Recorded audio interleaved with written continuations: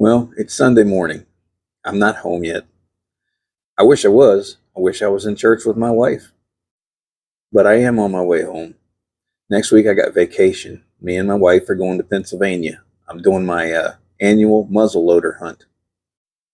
I'm really looking forward to getting out of that truck for a little while, stretching my legs.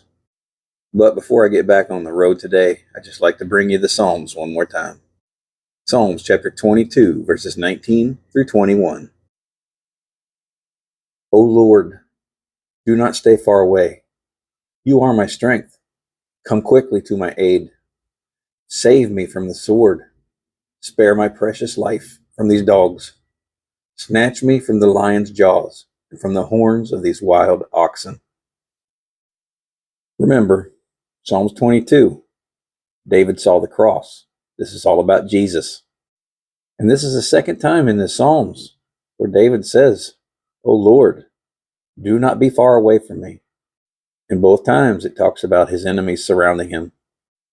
Now we know from the very beginning of this Psalms in verse 1, it's the famous, my God, why have you forsaken me?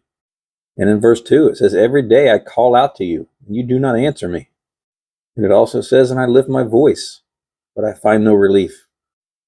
For Jesus, there would be no relief on the cross.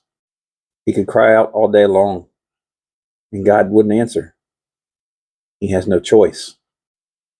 It was the only way God could redeem man.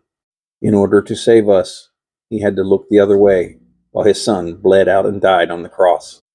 If at any time the Father had came and rescued him, or Jesus himself would come down off the cross and save himself, we would be lost. The death of Jesus on that cross, the shedding of his precious, perfect blood, as he died, it was made possible that we would live. For the Father had no choice but to stay far away from the Son and not answer his calls. He did that to save us. For the Father, he loved us so much that he did not withhold his one and only Son from us. He allowed his Son to die on the cross so that we may live with him for eternity. The value of things in this world is determined by what someone is willing to pay. We must be pretty valuable to God because he did not spare his own Son. To God, we were worth the sacrifice of his Son. That day on the cross, the Father didn't answer. God turned Jesus over to his enemies, and he was slaughtered like a lamb. The Father stayed far, far away from the Son so that we forever could be near to him.